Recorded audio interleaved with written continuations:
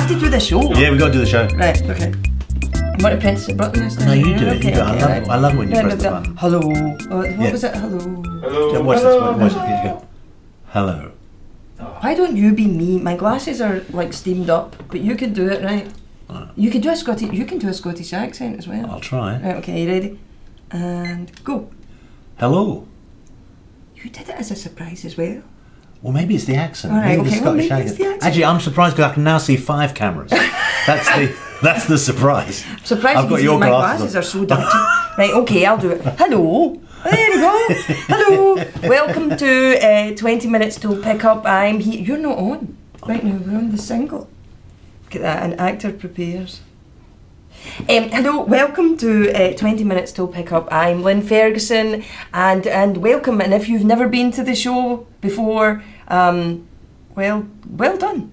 And if you have, then I'm sorry, obviously. And I'm going to introduce my co-host for the week. I'm a bit rubbish this week. I'm actually more rubbish than I normally am. Do you know why? We've been talking about things like Home Depot and Costco, and you've no idea what boys like. I had no idea. Anyway, so please welcome my co-host, actor, what did I say? Actor, cook and person? Actor, person, cook. Actor, person, you're not on, you shouldn't really answer.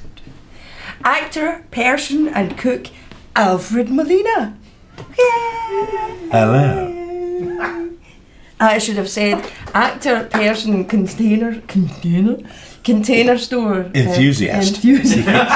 Have you ever been an enthusiast? Have you ever been like a train enthusiast or anything like that? No, I was never into trains or things like that. You know, I never did train spotting and stuff. But I'd say that my first big enthusiasm was when I started getting pocket money and I started buying records.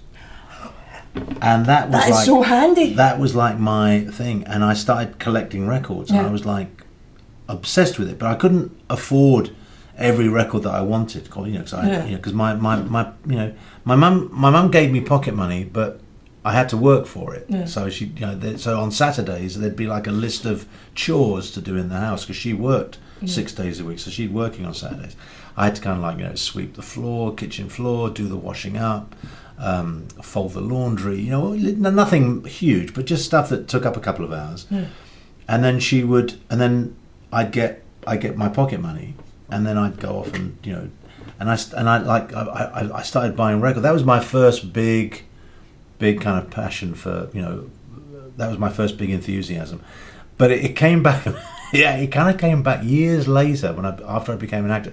It came back and kind of bit me in the arse because I went up. There was a movie called Quest for Fire. You remember that movie, Quest for Fire, about the earliest man discovering all these cavemen discovering fire. Yeah, fantastic film. And I went for a meeting with the director, and the director was a very intense, very intelligent guy. And he was talking about how he wanted to create this community with the actors to really inhabit this world that we don't really understand, this world sort of pre-human, pre-everything.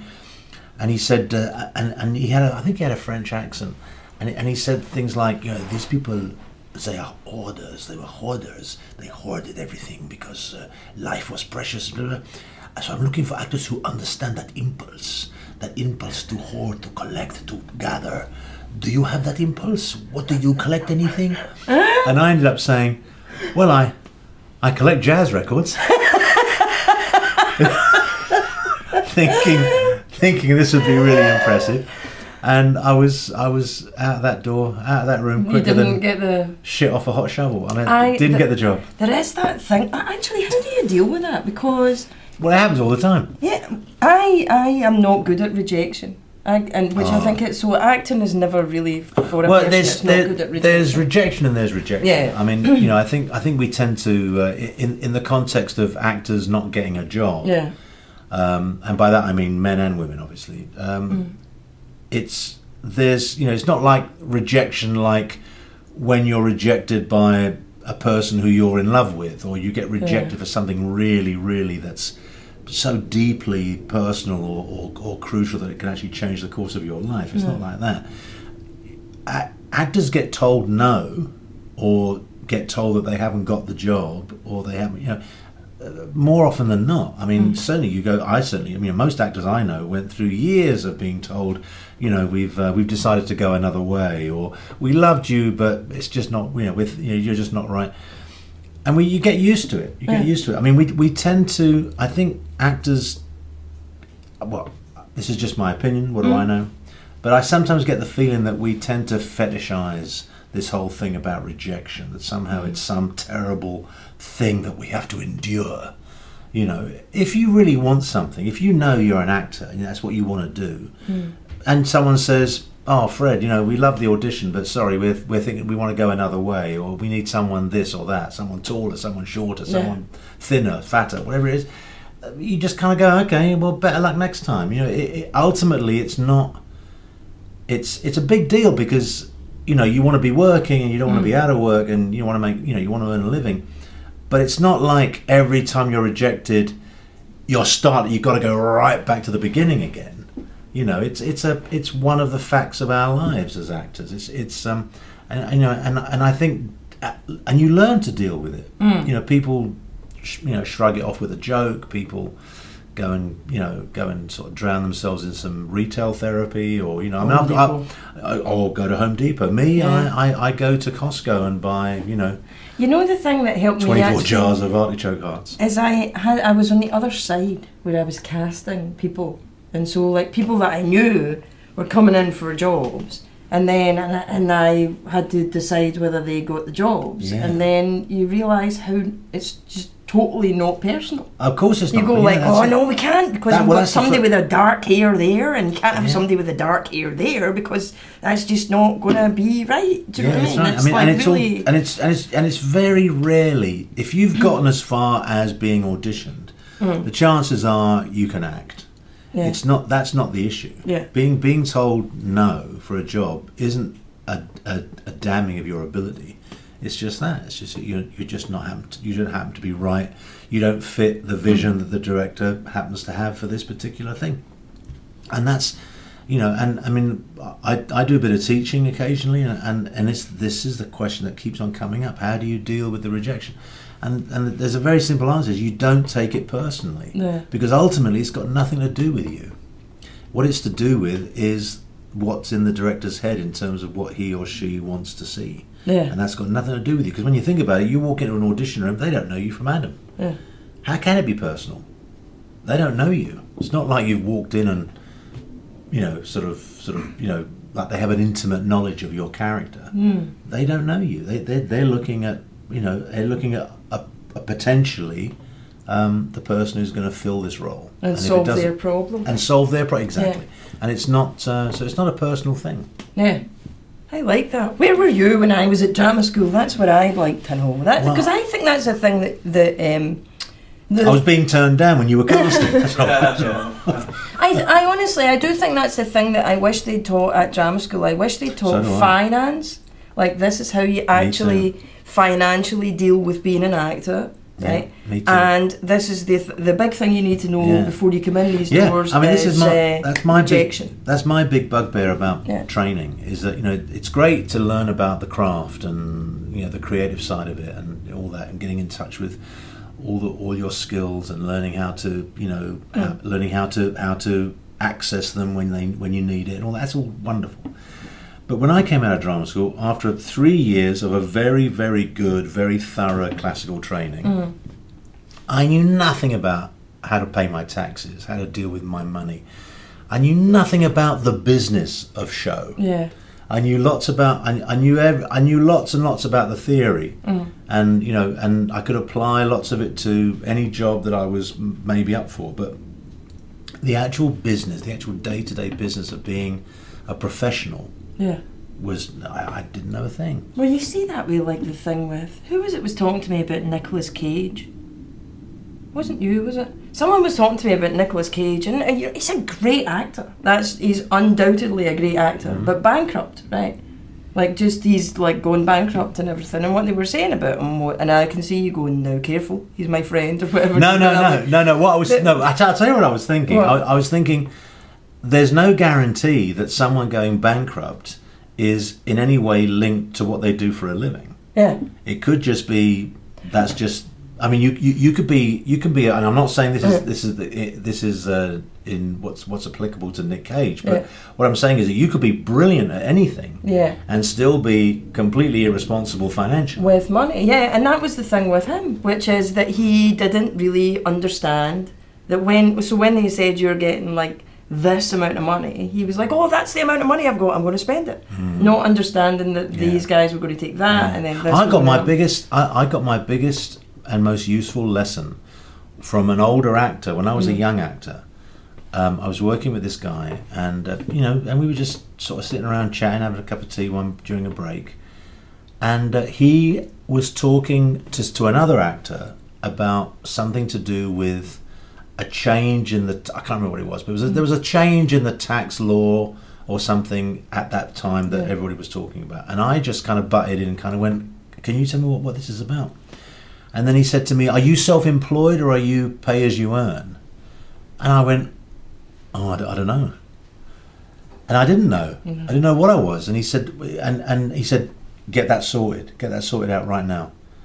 Get on, first thing in the morning, because I tell you, otherwise you're going to be you're looking at nothing but trouble." And I wasn't making a huge amount of money, and of course, as it turns out, I was on the pay as you earn thing. I was I was getting money deducted for tax at source. But then I had to find out about what happens if you're self-employed, if you incorporate and so on. But the biggest thing he said to me was, if you're not paying tax at source, if you're incorporated or if you're this or that, whatever you earn, whatever your paycheck says, cut it in half. Yeah. So if you get paid, $1,000 for a job, you haven't tell yourself I got paid $500.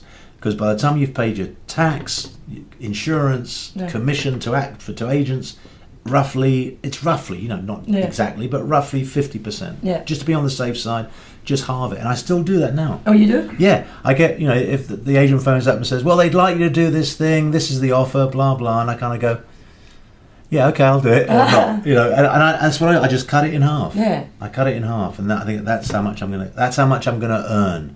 I'm going to make that much, but I'm actually going to earn this much.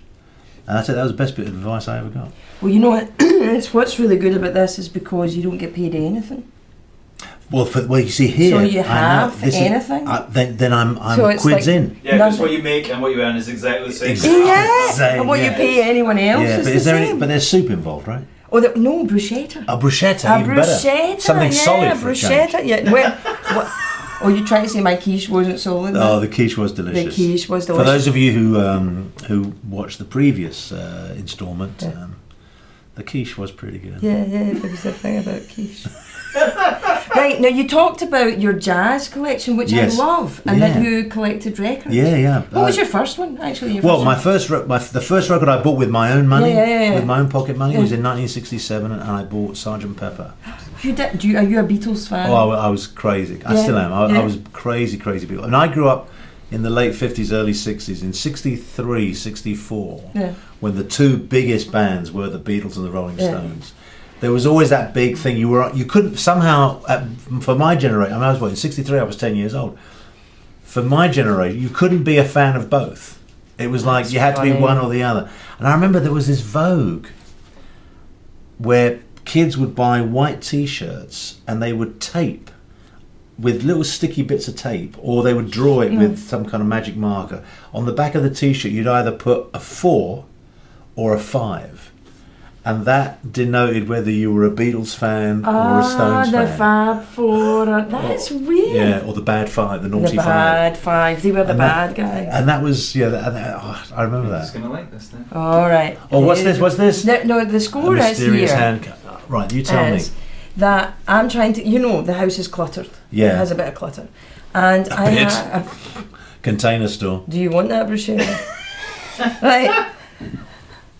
So Mark wants me to get rid of my vinyl collection. Right? I have a record player. Not all of it. No, but and I have said, look, I've got this little record player here. Is that a record player? It is a record player. I was wondering what that was. Yeah, but we can't. I thought suddenly the doctor was here. Yeah, but YouTube don't let us play it, so well, we can play it, but then if we put it out on YouTube, we have to do something. Performance rights, that kind of thing. So can I sing it? No, can't do that either. But so I've said that I will get rid of the. Can you mention what they are? Yeah, yeah. You can mention what they are. I'll get rid of the ones that my co-hosts say should go. I've got to say which ones should go. Yeah. I.e., like eschew from your existence. Yes. And right, so here I've got. I want you to look at this one first, because this one. I thought I'd hidden it well enough, but it's returned. Neil Sedaka. Mm-hmm. Now Neil Sedaka's been quite contentious. They can't see you, darling. They can't see. No, you can't see. Neil Sedaka's been quite contentious. Why? Well, you know, he's either a love or hate person. Like Marmite. Yes. He is. He's the Marmite of the music industry. So I love him, and there's someone naked who hates him. So what do you feel about Neil Sedaka? I quite like some of the O Carol. Yeah. I am but a fool. Yeah. Breaking Up Is Hard to Do. Proud Mary. Happy Birthday, Sweet 16. I mean, these are good. Right? Everything is beautiful. Yeah, these are great songs. Everything is beautiful in its own way. We used to, when we were kids, we'd go, everything is beautiful, especially me. Yeah, chuck it. No! So that right. You're not sure about that. We're not sure. Not sure about that. Sure about that one. I can stay there. Emil Jalel plays Tchaikovsky's Piano Concerto No. 1, Opus 23. I thought we'd do something a bit more classical. Yeah. A bit more, Yeah. Do you like your classical music? I like some classical music, but I've got to be honest, I'm not. I mean, if it was completely up to me, that one would go. No way, that's Tchaikovsky! Yeah. Now, talking about the Stones versus the Beatles. You have to show it, look. Yeah, the Rolling Stones. I would normally have said this goes, but it's Sticky Fingers. Yeah. It's a classic. Yeah. So that one has to stay. Yeah, that's good. Elvis Costello, the best of Elvis Costello. Yeah. This is quite an early one, so it only goes as far as like Shipbuilding, which was like 80s. Yeah. So this isn't really. I see, it was done in 1986. Yeah. So this one you like that? Yeah, I keep that. Yeah. 16 great hits from Tijuana. Yeah. Chico Rodriguez and his Tijuana sound. Yeah, Spanish Eyes. Do you like that song? Your Spanish Eyes. I think this really, even just from the state of the sleeve, has to go. No. Yeah. It's Tijuana Taxi though. And Yeah. Spanish Eyes. It's irreplaceable, Fred. That's really not true. Well, look at this woman on the front. I don't know if you can Well, see you know what it. you should do? What? You should get rid of the record, or just for the sake of having some fun with you could frame it ironically and put it up somewhere. Frame it with a gold disc. Frame it with a gold disc. But I have to show you know what I like most about this, right? What? The Tijuana. So Tijuana, right? You think it's all like ba ba ba ba, you know, like Latin. So the first one is Spanish Eyes. Next one, Green Sleeves. Green Sleeves. I didn't notice. Written by Henry VIII. I didn't notice that. Yeah. That's funny. Do you know what? Fuck it. Have we got that? Oh, and also not only that, Song of the Vulgar Boatman. I'm serious. There it is. We're playing this. Oh, We This are. is about as Tijuanese as I know, right? My Left Foot. Yeah. Oh, that's very funny. Yeah, no, That's but very Green Sleeves funny. is the one, right? A Liebestraum. Liebestraum. Hang on, let's see what it says. Let's see the thing. Where's the connection for the record player? It's under there. All right. The 16 tracks played on this record once again prove do it how as a Herb post. Alpert brought into prominence the foot-tapping music of the Mexican fiesta, and which is still one of the most exciting sounds in the dancing world. There are titles on this record which Herb Alpert has made into great hits, including Tijuana Taxi, Mexican Shuffle. Now, Chico Rodriguez has added arrangements to some of the world's greatest music, That is the worst copy including ever. Liebestraum, But Song look, of the Vulgar it's Boatman. saying Herb Alpert was brilliant, but Chico screw it. Rodriguez. Yeah, he's not on Yeah. this album, Herb Yeah, he's Alpert. not- He's he's nowhere doing near something it. more important, so He's we've nowhere got Chico near it. instead. Yeah. Boulevard Records, made Yeah. in England. Yeah. 326 Kensal Road, London, W10. We're doing that as a post, right? So not as the 20 minutes, but we're keeping that so that we can play it, right? Keep that. Keep that, so we can play it as a thing, as things. And the Tijuana thing we have to keep as well. Yeah. What's, I've got some more questions. Oh. Yeah. Oh, you know what? This isn't really a question. Oh, don't ask it. No, but I'm going to tell you. Why waste my time? Well, because it's me. You've not got much time, actually. No? I have to. Oh, I've only got 7 seconds. Oh, quick. 6, 5. They were talking about the film you did with John Lithgow. Yeah. Yeah. And it's a couple of friends of mine who they've outed themselves. It's from Steve B. Glasgow, and he says, "No questions, but tell him how much these old gays liked his film." Oh, thank you very much. Yeah, they saw the film and they were like, you know him, tell him how brilliant that film was. Oh, that's very kind of you. See? Thank you very much, guys. I appreciate it. Steve, you've outed yourself. Though. Steve, you're out. You're out. People will know you and Ben are now gay. Steve and Ben, not the Steve and Ben. Steve and Ben. Oh my God. Yes, I know they're married. They're lovely, actually. Lovely guys. They are lovely. You know what though? They're stereotypical. Muzzle tough. Congratulations. In one sense, you're stereotypical, which is they're fabulous interior designers. Oh, yeah. Do you know what I mean? That's they the can make anything great with a scatter cushion. Yeah, that is the one stereotype that gay men seem not to mind. Oh, really? Yeah. That and being great, they are great cooks. And being great cooks, and you know. Anyway, we're running out of time. Well, we've run out of time, look.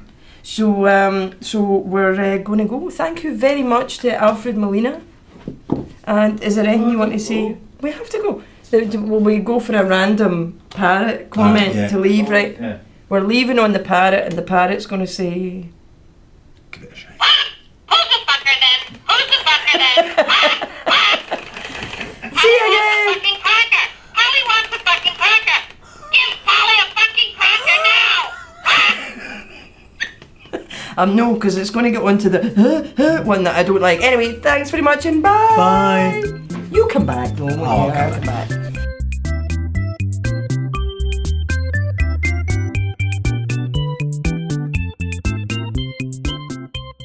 Oh, so if you want to ask a question, I can't guarantee we'll answer it, but I'll try. You could tweet me a question at @LynFairgate, or you can make a comment if you're watching this on the video. And you know what would be awesome? Can you share this? Thanks. All right. See you later.